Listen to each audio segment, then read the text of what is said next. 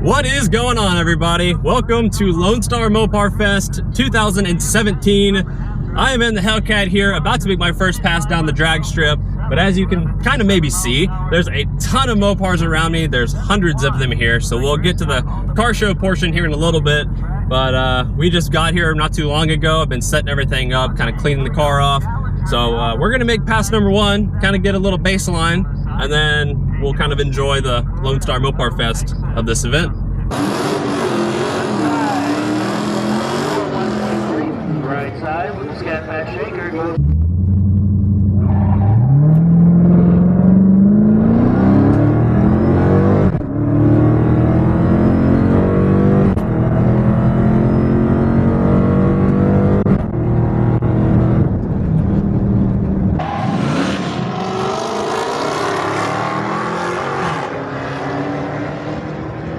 Run number one is complete, ladies and gentlemen. I was reading some things last night online that said it's a good idea to start in second gear. So I tried that.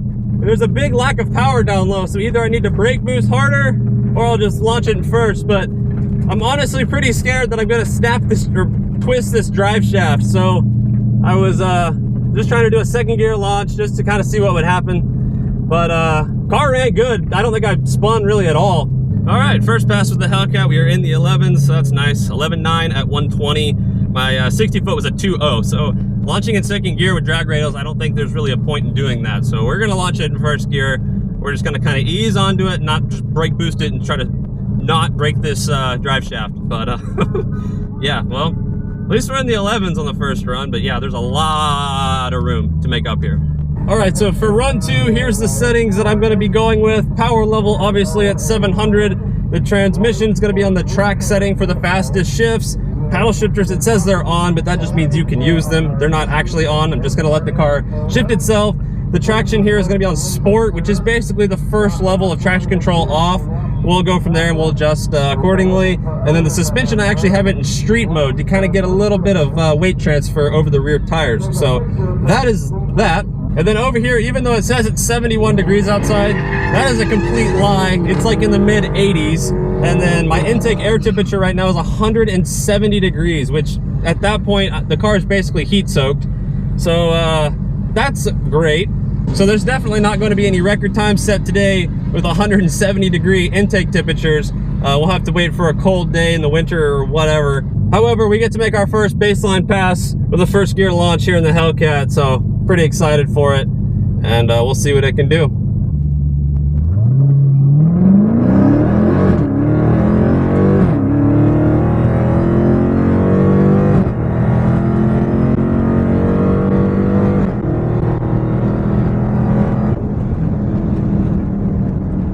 All right, that was so much better than run one. But oh, those rocks. Oh, these tires are so sticky.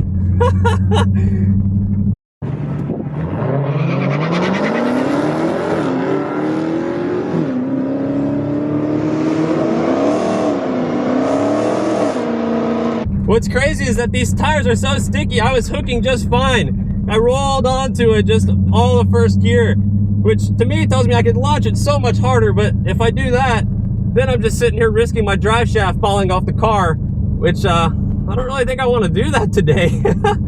That felt so much better than the second gear run. I guess people are saying launch these things in second gear if you're on the stock tires, but if you have drag radials on your Hellcat, do not launch it in second gear. I don't know why people were telling me to do that.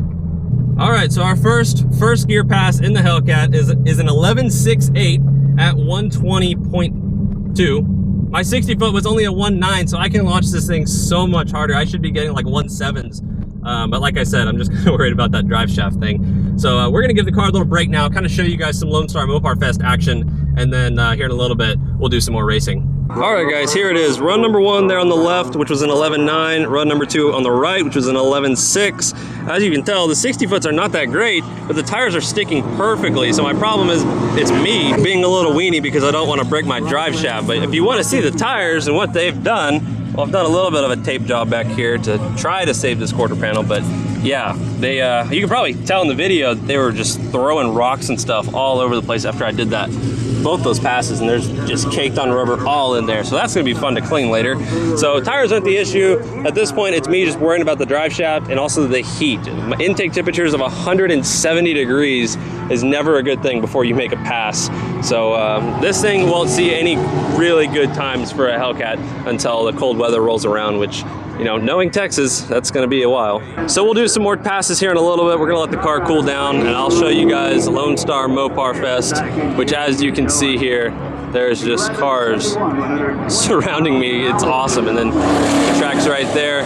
So let's go watch some drag racing and see what's going on. And speaking of breaking drive shafts, one of my good buddies over here, Scooter713, has a nice display of what happens. So as you see, the torque will basically twist the metal and it ends up looking like that. And yeah, that's what I don't want to happen, because I'd really hate to leave this show on a flatbed tow truck and then worry about all that mess. So honestly, more than likely, I will end up getting a one-piece aluminum drive shaft from the drive shaft shop and putting that on the car so I can do some harder launches and not have to worry about it. Also, the only other weak point in a Hellcat would be the rear differential, which you can buy a $200 piece to basically beef it up, which I will be doing that as well. So once I get those two things installed, cold weather rolls around, we're really gonna try hard for that 10.9, but today it's not gonna happen. So I'm just gonna enjoy the meet and see what's going on.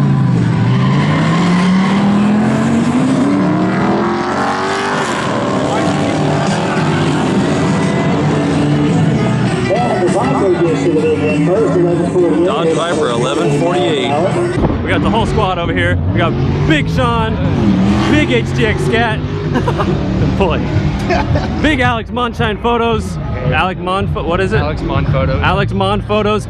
Really dope Instagram photography page, so check it out. And we got good old Red Tomato. What's up, Frank? What's up? How you think of all these Mopars? Well, I mean, the Motars do get a get-together going, so it's pretty good. Gotta give credit where credit's due. Also, side note, H-Town still hold it down. So we've been walking around all day sweating, and that is why. It is 87 degrees and sunny here. There's not well, there's a couple clouds in the sky, but it's very hot here. And we have weatherman, not Frank, weatherman B. Mason here to give us an in-depth talk about the weather conditions and the track conditions. So, Lone Star Mopar Fest is being held at Lone Star Motorsport Park.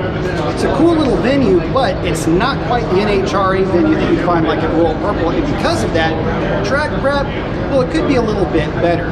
Currently, conditions are shown to be, at least in terms of density altitude, 3,200 and odd change feet, which basically means the conditions are brutal. It's hot. You gotta have one of these just to maintain a normal body temperature. And for the most part, everybody seems to be having a lot of fun, although hydration does seem to be a key factor in this event. Riley, are you staying hydrated while we're doing Well, you see, B. Mason, I think I'm doing pretty darn good. I've had 2 waters today. Very good. So pretty darn good, but thank you for the weather report, sir. Always happy to oblige. Tiger's blood naturally is what fuels this Mopar machine, so I suggest you try it out. I think it'll work well for you. If you guys are interested in more weather reports with B. Mason, he's got a YouTube channel with a SRT 392. It's a white Challenger, just like mine. There's a couple modifications. He's been running 12.0s today, so that's about half a second off a Hellcat. So it's a very fast 392. But he's got some pretty good videos on there, so definitely go check it out. And he's got a little bit of a sense of humor. Y'all have a great one. So I was talking earlier about Scooter. He's about to do a pass versus this Hellcat. I don't know what's done to either one. I just know this one's on Hoosiers. I know that one has a lot of stuff done. So let's go see who wins.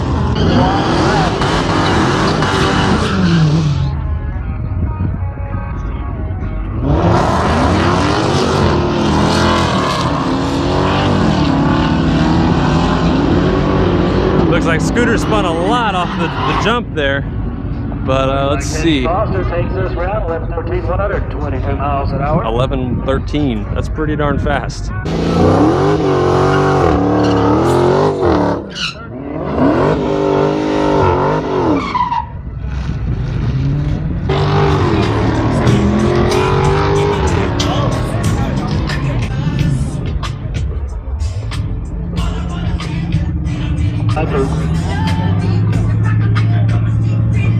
Oh, dadgum, would you look at this?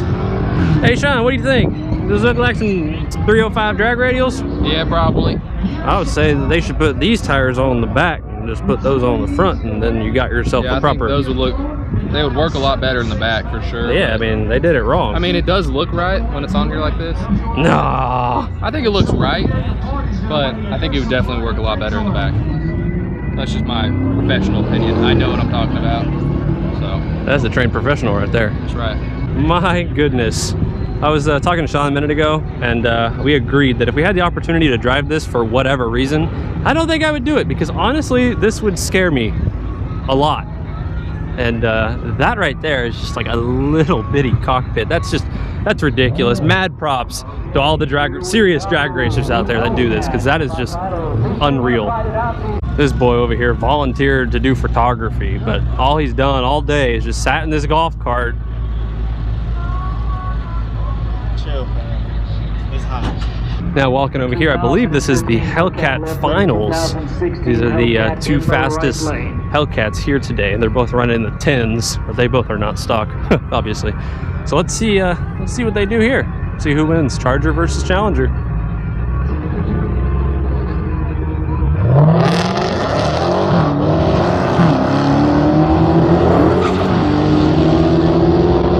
Oh, it's close. I think the Charger's got it. Yep, 10-7. The Challenger ran an 11-0. Yeah.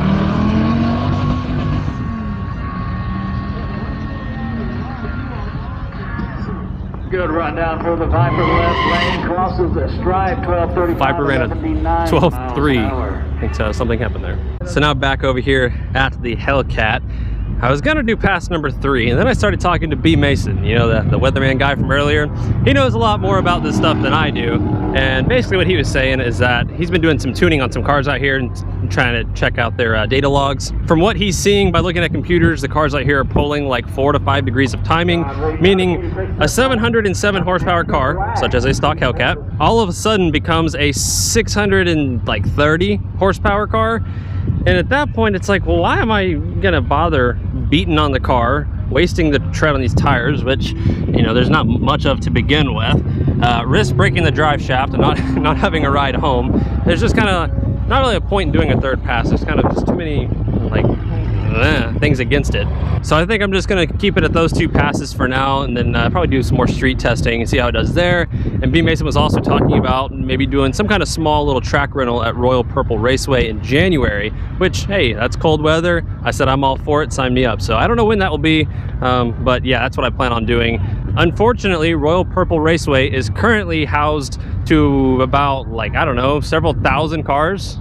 How many do you know? Yeah, it's a lot. There's like thousands of cars at Royal Purple Raceway currently because of Hurricane Harvey, and that is where they kind of stored a lot of them for insurance before the adjusters can get out to them and stuff. Scooter, how'd your car run? Terrible. I was showing off your car earlier, and I was like, this thing is fast. Yeah. Now you're gonna come on here and say terrible. 10.8 with a 2060 foot. So Wow. Like, yeah, I should run like 10.4 and better, but it is what it is. What, Man. It's what the track. did you say about the track earlier? Barney's backyard track. Track is terrible, man. Are you down for a private track rental in January? Oh, yeah. Royal Purple, right? Yep. Yeah, I'm in for that, yeah. You see? But anyways, as I'm sitting here talking about Hellcat stuff, look who it is. It is the old RP Productions Scat Pack. No, this is not me like messing around. This is actually my old car, and to prove it, there it is right there. The new owner is Jarvis_Scat Pack on Instagram. So definitely go give him a follow. But yeah, we've had some good times with this car on the channel, haven't we, boys? That's pretty funny. You got old Mopar, new Mopar next to each other. So that's pretty cool. So Jarvis, hey. This is YouTube. This is Jarvis. Hey, how you doing? What do you think about the Scat Pack? Man, I love the Scat Pack, man. You done made me a famous guy. Whatever. Yeah, but it's a real nice car. I ain't had no issues out of it. I don't drive it every day, but it's a cool car. Good. I really like it. Well, I'm glad to hear it hasn't given you any problems, and you know, still looks perfect. So yeah. you're taking care of her, which I like to see. That's awesome. So obviously, since these two are together, photo time. And to answer your question, yes, I definitely would have got a purple Challenger if I could have, but don't worry, I got a soft spot for the white. It actually really looks good in person. It really grew on me. First, I wasn't like sold on it, And now looking at it, I really do like it. It's also super easy to take care of. Looks great here with brass monkeys, and it also looks great with black wheels. So white's definitely a great color choice as well, but man, that purple, whew. But as you can probably tell, Lone Star Mopar Fest is kind of coming to a close. This whole thing was packed a minute ago, and now it's pretty much getting vacant. So it was kind of hard to film everything today just by talking to so many subscribers and just racing and doing all kinds of stuff. I think I was stepping in a small ant bed, so I'm gonna walk over here. But seriously, Lone Star Mopar Fest is a great event. I look forward to this event every year, and I really did have a great time today. There will definitely be a lot more racing videos with the Hellcat to come once I get things more situated on it.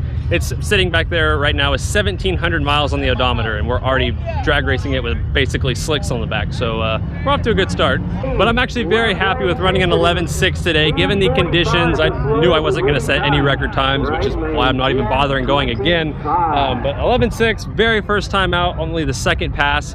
This thing's gonna set some really good times, and watch, before I'm done with it, we'll be in the tens. But thank you guys for watching this video, and I will see y'all in the next one. Take it easy. It's a lot deeper tone than the Hellcat. Interesting. Actually, I want to kind of show that off. And now to compare that to a Hellcat with a muffler delete, that one has a muffler delete too.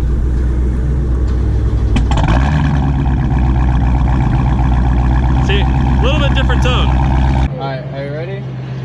Woo! Just gonna send it! 3, 2, 1, go!